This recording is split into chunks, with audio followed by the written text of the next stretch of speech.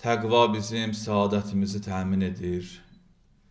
Allahın vacibatına icra etməyə və günahlardan çəkinməyə dəvət edirəm ki, bəşərin səadəti bundadır ki, vacibatı icra eləsin və haramlardan çəkinsin. O vacibatdan biri həccidir. Həcc ilahi bir qanundur, vacibi bir əməldir. Allah təbarək və teala Qur'an-ı Kərimdə buyurur: "Və lillahi hiccul beyti men istata'a ileyhi sabila."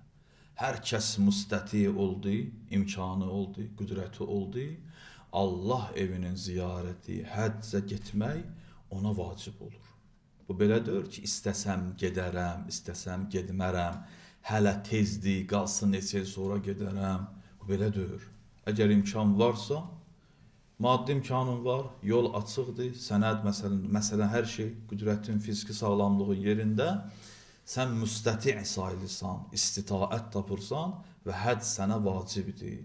Bu barədə əgər hər kəs getməsə, ağır hədislər və cəzalar var bu barədə.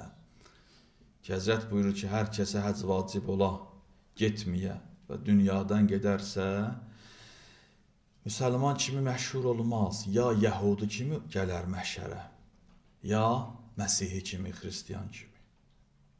Bu adamı ki, həcci inkar edir, həccə getmir. Həcc nə deməkdir? Həcc Allahın qonağı olmaq deməkdir. Həcc yəni Allaha qonaq düşmək. Həcc yəni Allahla bəndəçilik, bəndəlik əhd-i peymanı bağlamaq. Həcc yəni Allahdan qeyrisindən üzülmək. Həcc yəni nəfsani istəklərlə mübarizə etmək.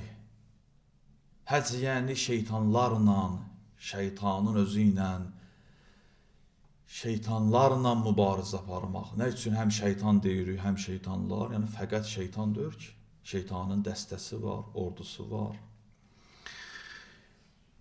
Həcc yəni şirki və şirkin bütün növlərini inkar etmək.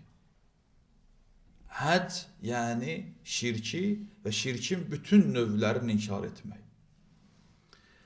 Həcc yəni iradələri möhkəmləndirmək.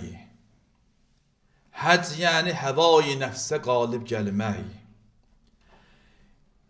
İnsan həcc edərək həvai nəfsinə qalib gəlir və həcc edərək ruhun, günahların çirkabından təmizləyir.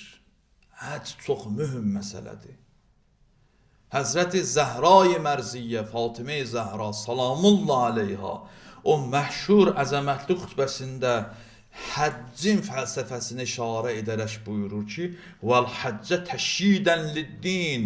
Allah həcci vacib elədi, dini qüvvələndirmək üçün. Əgər həcc olarsa, dini qüvvələndirir. Əgər həcc olarsa, bu mühüm məsələdir. İnsan turist kimi həccə gedir. Bu həccdir ki. O həccidir ki, həccin mahiyyətinə malik ola. Həccin fəlsəfəsi onda ola. Həzrət-i Mövla buyurur: "Fərada aleykum həccə beytihil haram." Allah öz evinin həccin, bu həcci sizə vacib buyurdu. Nə üçün? Fəlsəfəsi nədir? Cəmaati əzəmətinin qarşısında təvazukar etmək üçün. Həccə gedənlər Allahın əzəməti qarşısında gərək özlərini sındırsınlar.